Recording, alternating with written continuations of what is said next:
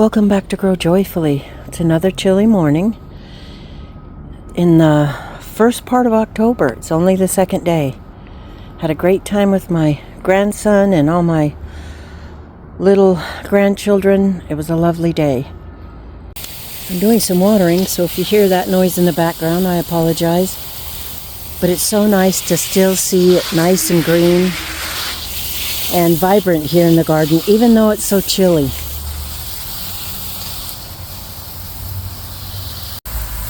It was 41 degrees overnight, and it says that it's 50 degrees now, but standing here in the shade, I don't know. Definitely got a jacket on and a little hat. Trying to water things, get some grapes picked. Trying to get things a little more organized, hopefully, for fall. I'm not going to take any of this down until it freezes. I can't make myself. I'm going to get over here and spray the aphids on the two Brussels sprout plants right now. There's certainly a lot of trimming and pruning to do. I really want to get out here and get a couple bags of soil, divide these strawberries. I'm going to have to find another home for them first, though. I don't have another green stalk tower. There's half of it there. There's half of it here. I just got tired of picking it up when it fell over. So I use it in half, so I don't have to worry about that. But I'm going to have to find a place to transplant these strawberries. They're going to get root bound. They are root bound. And for their health, it's really important that I find another spot for them. I suppose I could sell some of the plants. I don't know if they'd sell very well right now in the fall, but I could try, and then you would think they would sell pretty well in the spring. I'm crossing my fingers that the chamomile will get mature enough. I see a tiny flower right there. That's exciting. This basil looks a little worse for wear, and the feverfew for herbs, I'm going to make a headache salve this winter when I have time. Haha.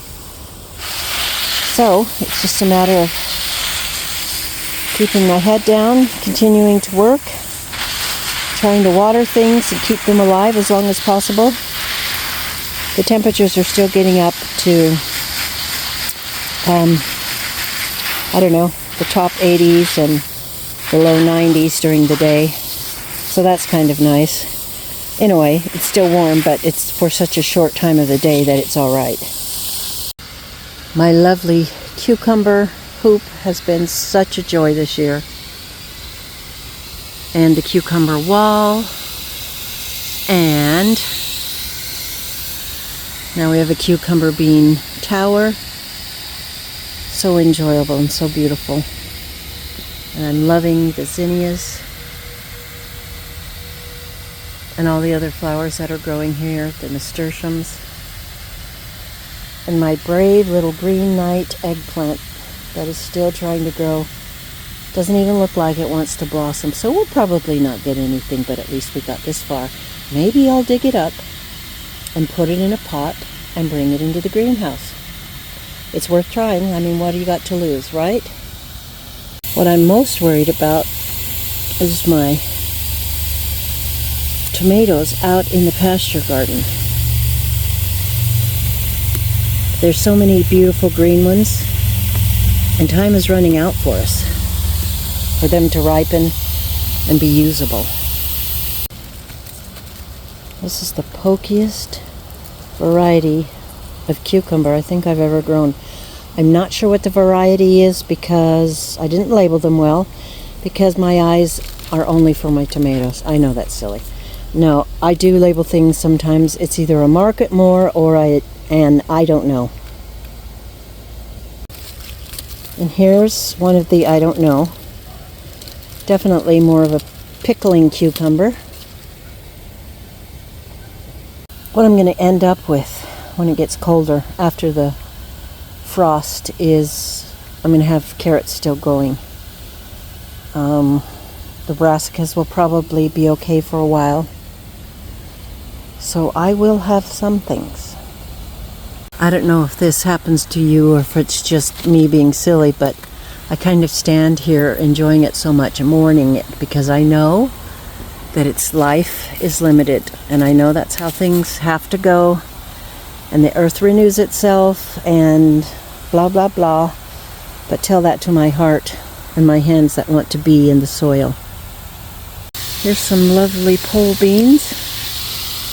I can't wait to cook for tonight's dinner. That sun feels so good. More Italian flat beans on this hoop, even though it looks quite bedraggled.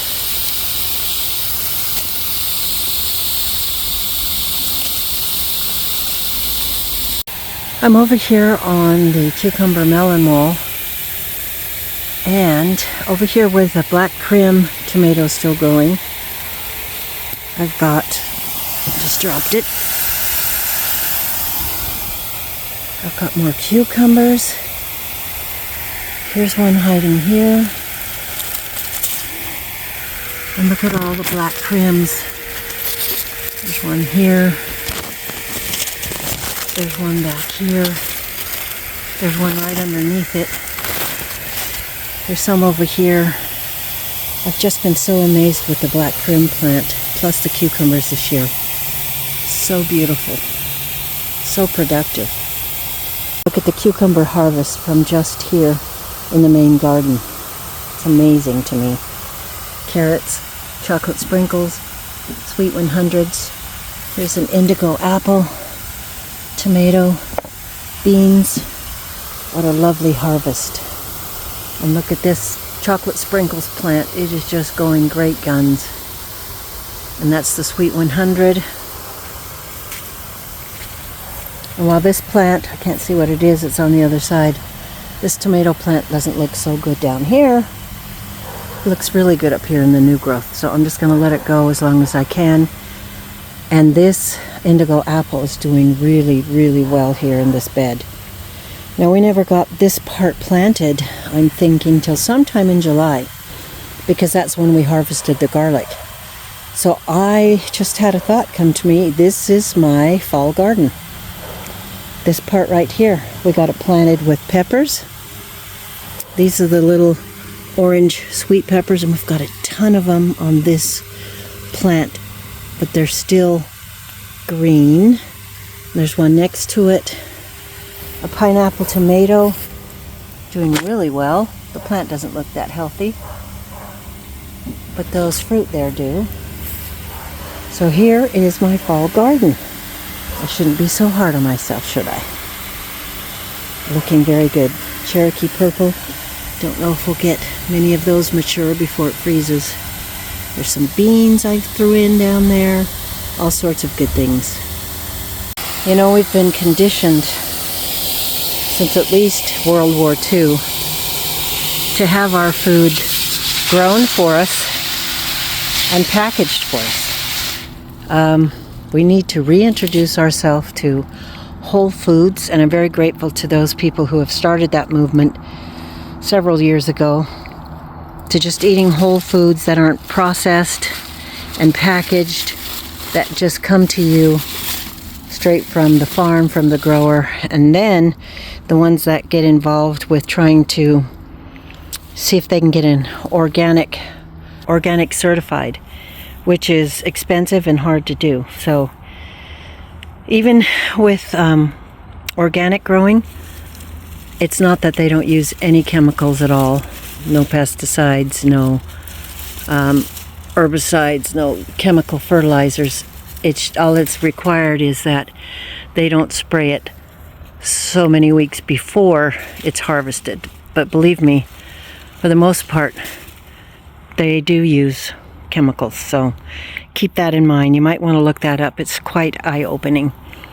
But I do appreciate the folks that try to at least hold down the amount of chemicals that they use on our food.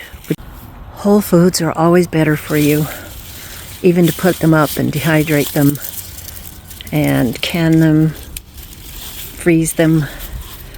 If it goes in healthy, it comes out healthy. So I hope you have a lovely day today. I'm enjoying the sunshine so much. There's still a lot to pick, so much to be thankful for. Don't forget to look up the folks that have been affected by Hurricane Helene, Pinball Preparedness, and Appalachia's Homestead with Patera is the best place to go. So you have a great day, and we'll see you on the next video. Thanks for stopping by. I have to show you something extremely exciting. We have some sweet potatoes. I just went over there to look and see if I could see anything, if anything was growing. And look, these are only 2 of them that we just picked out. This is one kind. I think this looks like the garnet or something. And then this kind. So we are having those for dinner, and I am so excited. Just thought I'd show you.